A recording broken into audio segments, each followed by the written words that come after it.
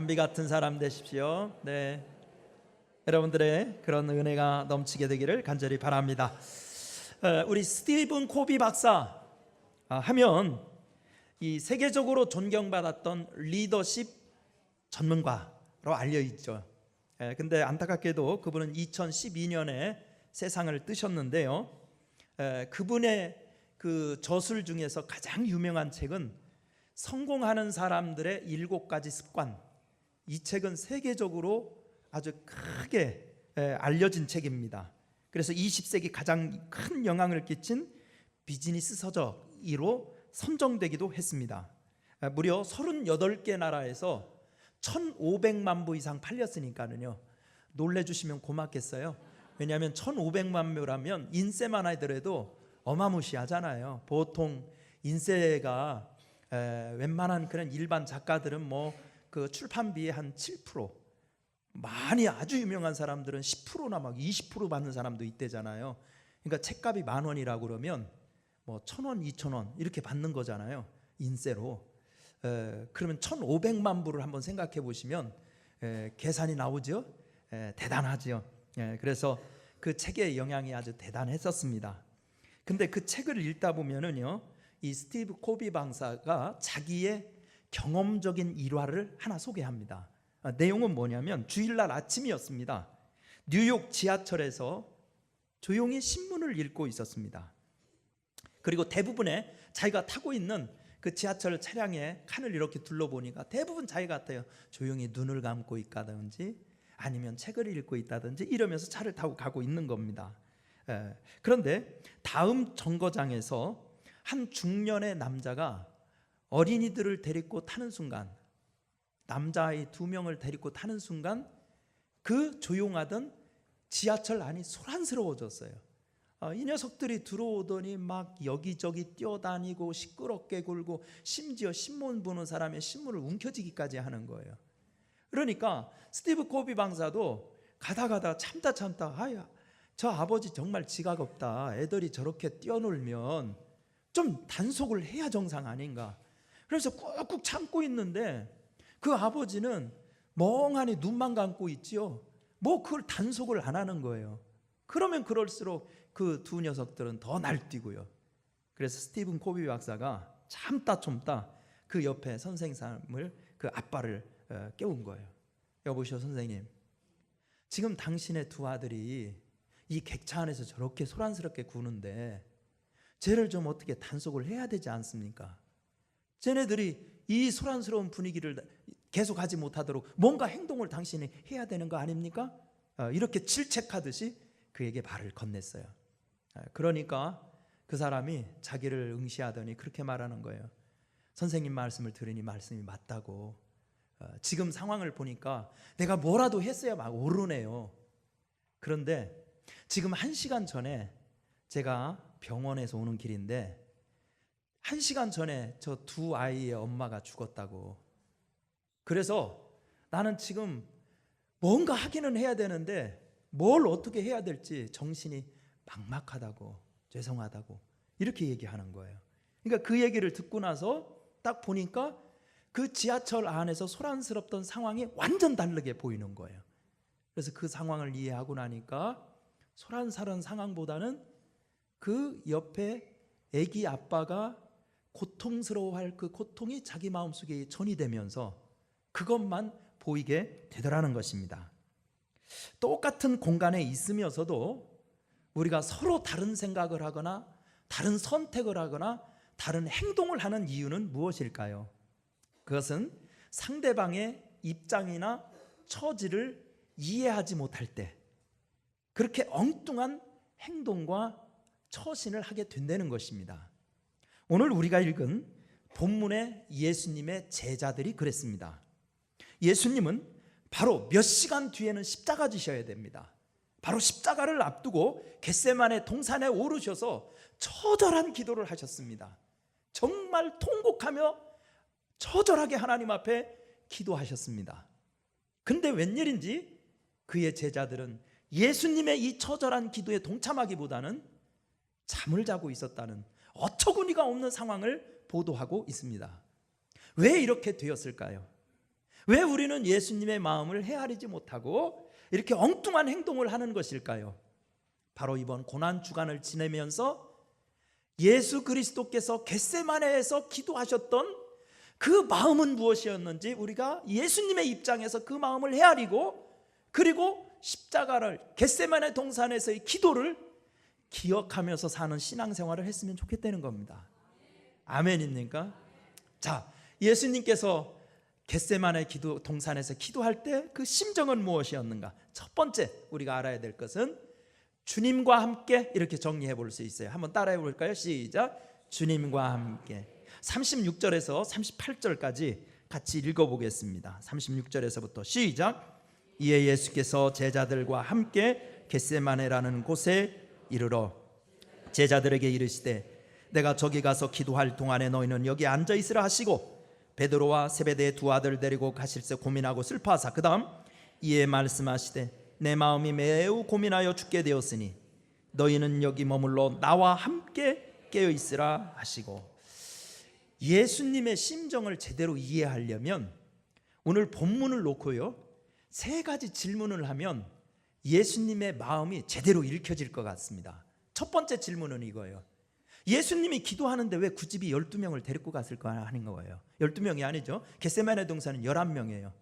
가룟 유다는 어디로 샜지요? 맞지요? 11명의 제자들 왜 데리고 갔을까요? 그 질문을 해보면 예수님의 의도가 여기 있구나, 이거를 우리가 쉽게 파악할 수 있어요. 예수님께서 제자들을 겟세마네 동산에 왜 데리고 갔대요? 나 지금 개인 기도할 일이 있어요. 내가 개인적으로 제가 뭔가 기도할 게 있는데요, 여러분들 12명 선발해가지고 기도굴 같이 들어가라고 한다든지 기도원 가자고 한다든지 그러면 여러분들은 왜 그럴까? 한 번쯤은 생각해 보셔야 될 거 아니겠어요? 예수님이 데리고 가셨어요. 근데 오늘 36절부터 46절에 있는 반복된 구절을 보면 무려 4번씩이나 반복되는 단어가 나옵니다. 36절에 예수께서 제자들과 함께, 뭐예요? 함께. 38절 너희는 여기 머물러 나와 함께. 40절 너희가 나와 함께 한시 동안도, 맞습니까? 거기도 함께. 46절 일어나 함께 가자. 예수님이 제자들을 거기 겟세마네 동산에까지 같이 데리고 가신 이유가 있습니다. 제자라는 것은 뭐 하는 사람이냐라는 것을 알려주려는 거예요. 예수님의 제자는 노동자가 아니, 일꾼이 아닙니다. 예수님이 제자들을 부르신 것은 부려먹으려고 제자들을 부른 게 아니에요.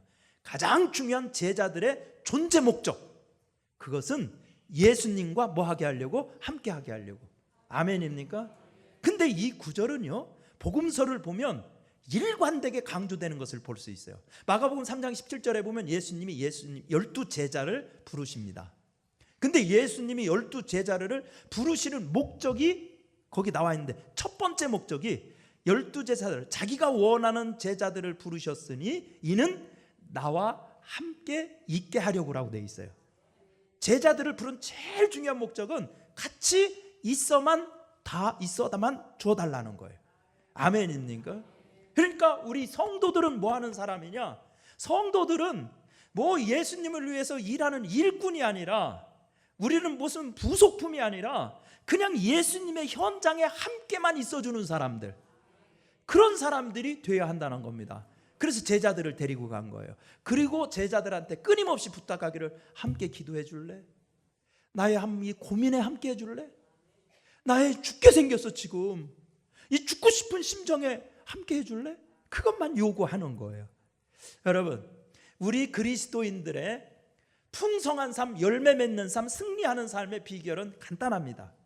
요한복음 15장 5절에 보면 나는 포도나무요 너희는 가지, 포도나무 비유인데 보면은요, 저가 내 안에 내가 저 안에 있으면 많은 과실을 맺나니 너희가 나를 떠나서는 아무것도 할 수 없습니다. 아멘입니까? 함께 하기 위해서 겟세마네 동산의 제자들을 왜 끌고 갔느냐? 너희들만큼은 나와 함께 있어야 되는 존재들이라는 것을 강조하기 위해서 그랬다는 겁니다. 우리가 살면서요, 건강할 때는요 옆에 사람 없어도 견뎌낼 만합니다. 일이 잘 될 때는요 옆에 사람 없어도요 버텨낼 만합니다. 근데 아플 때, 그럴 때는 좀 옆에 사람이 있어주면 얼마나 도움이 돼요? 맞습니까? 틀립니까? 아우 막 진짜 물 들어가기도 힘들어, 너무 열나고 힘들면 그럴 때 좀 같이 있으면서 좀 머리에 수건도 얹어주고 목마르면 물도 떠다 주고 함께 해주면 얼마나 힘이 돼요. 그 고통이 막 반감되는 것 같고 낫는 것 같잖아요. 우리 신앙생활에 있어서도 그렇게 중요한 거예요. 함께 하면요 우리 제자들의 존재 방식이고 축복의 원리고 신앙생활의 영적 싸움의 승리의 비결입니다. 사랑하는 성도 여러분, 우리도 예수님의 십자가에 함께 할 수 있기를 바랍니다. 잘 나가고 내 사업 잘 되고 내가 사회적으로 무슨 높은 지위를 얻고 그럴 때만 예수님과 함께 하는 게 아니라 고달프고 피곤하고 곤고해서 마음 둘 데 없어가지고 막 마음이 이리저리로 갈리고 그럴 때일수록 주님과 함께하는 사람들이 제자입니다. 우리 목동교회 성도들은 주님과 함께하는 성도 되시기를 축원합니다. 두 번째, 우리 주님께서는 겟세마네 동산에서 왜 기도하셨을까? 이 두 번째, 아버지의 뜻을 이루기 위해서. 뭐를 이루기 위해서? 아버지의 뜻. 39절 40절 읽어봅니다. 39절 시작. 조금 나아가사 얼굴을 땅에 대시고 엎드려 기도하여 이르시되 내 아버지여, 만일 할만하시거든 이 잔을 내게서 지나가게 하옵소서. 그러나 나의 원대로 마옵시고 아버지 원대로 하옵소서 하시고, 그 다음에 40절, 제자들에게 오사 그 자는 것을 보셨다. 자는 것을 보셨다. 여기서 두 번째 질문하고 싶은 게 이거예요. 예수님은 이렇게 절실하게 기도하는데, 절규하듯이 정말 목숨 걸고 예수님은 기도하는데 왜 제자들은 자고 있을까? 질문 두 번째 그거 해보면 알 수가 있어요. 그것은 이렇게 찾을 수가 있습니다. 지금 예수님이 겟세마네 동산에서 기도하는 제일 중요한 기도 제목은 뭐냐면 자기의 뜻도 있지만 누구 뜻대로 해달라? 아버지의 뜻대로 해달라. 여기 겟세마네 동산의 기도에서 제일 크게 부각되고 강조되는 것은 아버지의 뜻이에요. 세 번 기도하는데 세 번 다 기도 제목이 동일해요. 아버지의 뜻을 따르겠다는 거예요. 자기 뜻도 있다는 겁니다. 육신의 뜻도 있대요. 예수님은 육신을 입으신 분이니까 육신의 생각이 있어요. 하나님, 세상 구원하려면 하나님, 전능하신 하나님이 꼭 이렇게 수치스러운 방법으로 해야 됩니까? 사람한테 무시당하고 멸시당하고 그 수치의 십자가 지고, 로마 시대 때는 십자가가 여러분 영광의 상징이 아니었대요. 로마 지식인들 사이에서는요 십자가라는 단어만 써도 추방됐대요. 저런 추접한 놈들하고 어떻게 어울려, 이렇게 취급할 정도였었대요. 그러니까 그때 당시에 십자가형은 최고 치욕스러운 형벌이에요. 근데 왜 굳이 인류를 구원하려면 그런 방법입니까? 폼나게 다윗처럼 솔로몬처럼 이 거대 제국 로마 확 다 그냥 쓸어내 버리고 막 멋진 퍼레이드 하면서 말이죠, 개선 행진하면서 이렇게 하면 안 되겠냐. 이거 예수님의 육신의 소원이잖아요. 자기 소원이에요. 잔을 지나가게 해달라는 거예요. 근데 예수님이 하는 기도는 아버지의 원대로 순종하겠다는 거예요. 이게 예수님의 겟세마네 동산의 기도입니다. 그렇다면 제자들의 기대는 뭐였을까? 누가복음에 보면요, 누가복음 22장 24절에서부터 38절 말씀에 보면 여기 겟세마네 동산에 오기 직전에 제자들 사이에서 벌어졌던 일을 기록해 놓고 있어요. 근데 제자들끼리 다퉜대요. 뭐 했다고요? 다퉜대. 뭐 하려고 다툰 줄 아세요? 내가 먼저 십자가 지겠다, 할렐루야, 이걸까요? 아, 그러면 얼마나 박수 받을 일이에요? 누가 크냐, 뭐 하냐, 누가 크냐를 놓고 다퉜대요. 그러니까 예수님이 지금 하나님의 때가 왔다 이렇게 말하면은요 제자들은 다 지 방법대로 해석을 했어요. 하나님의 때? 그 하나님의 역사하는 그때? 구원을, 세상을 구원하는 때? 유대인들은 다 그렇게 생각했거든. 이 거대한 로마를 물리치고 예수 그리스도가 세상의 왕 중에 왕이 되는 때? 이렇게 생각한 거예요. 그렇다면 세상 뒤집어지는 때네? 세상 뒤집어져 가지고 예수님이 세상의 왕 중에 왕이 된다면 예수님 우편에는 누가 앉아야 돼? 예수님 좌편에는 누가 앉고?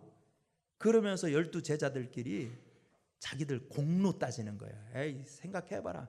예수님 제일 내가 적극적으로 수행한 사람이 누구냐? 나지. 뭐 베드로도 나서고 야고보도 나서고 요한도 나서고 그러면서 자기들의 공로를 내세우면서 서열 다툼하고 있었다는 거예요.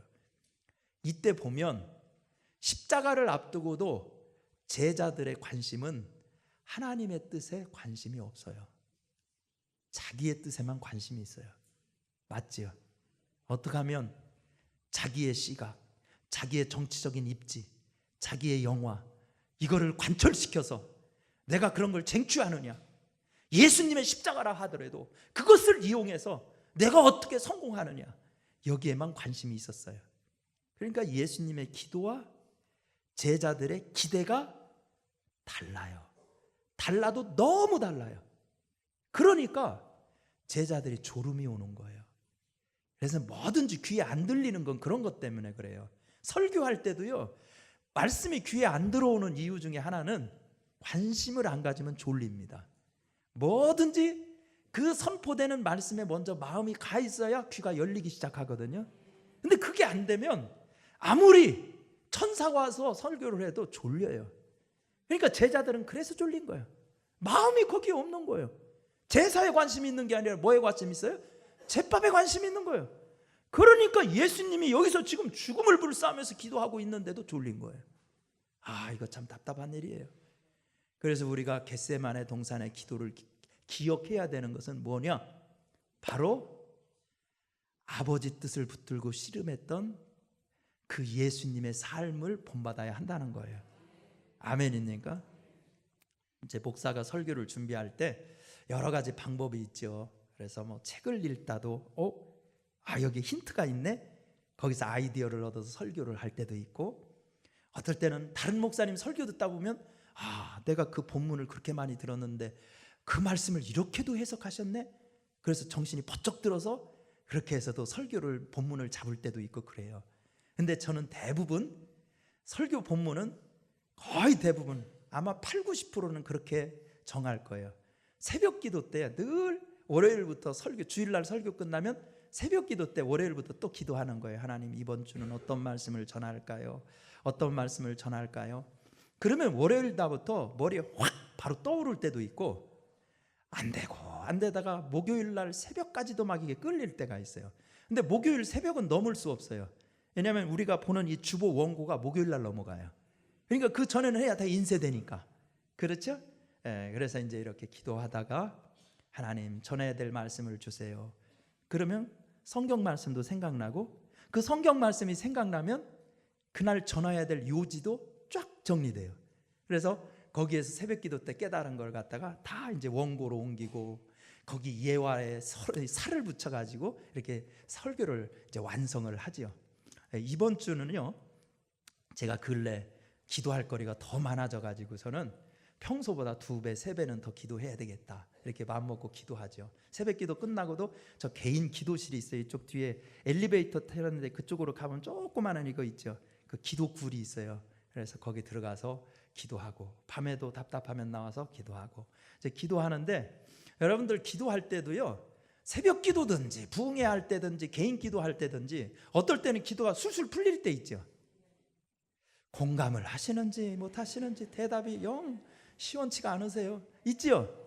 그래가지고 입만 열면 막 가슴이 막 뻥 뚫려가지고 하늘에 막 사다리가 닿은 것 같이 그냥 뚫릴 때도 있어요.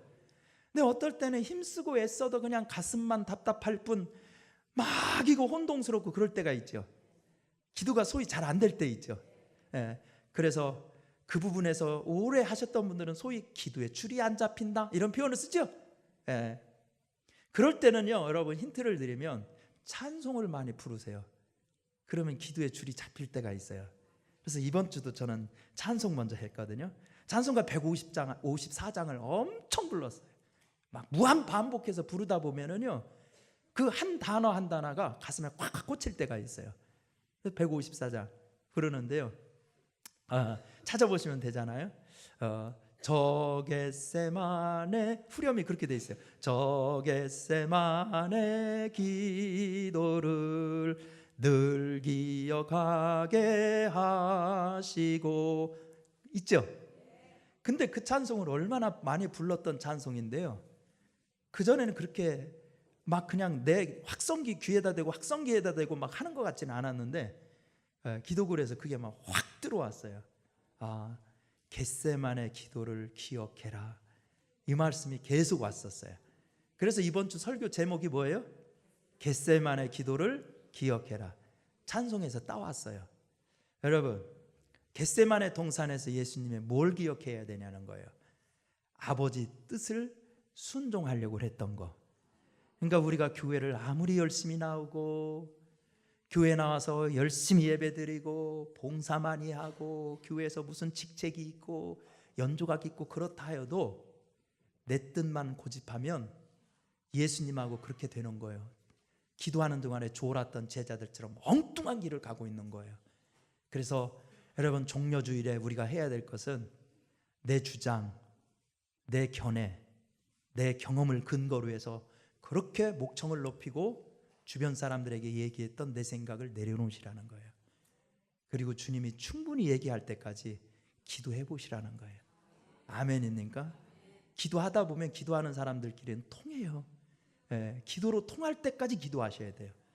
그래서 하나님의 뜻을 붙드는 거 기억하시기를 바랍니다. 마지막 세 번째, 예수님의 겟세마네 동산의 기도를 통해서 우리가 붙들어야 될 건 영적 각성입니다. 뭐라고요? 영적 각성. 41절 함께 읽어보겠습니다. 시작. 시험에 들지 않게 깨어 기도하라. 예수님이 제자들 자니까 어떻게 했어요? 아이고 불쌍해라, 얼마나 고단하면 잘까, 푹 자라, 그렇게 하지 않고 어떻게 했어요? 깨우셨어요. 계속 와가지고 3번 계속 깨우셨어요. 근데 여기에서 깨웠다는 말은 단지 잠을 자지 마라 이런 말은 아닙니다.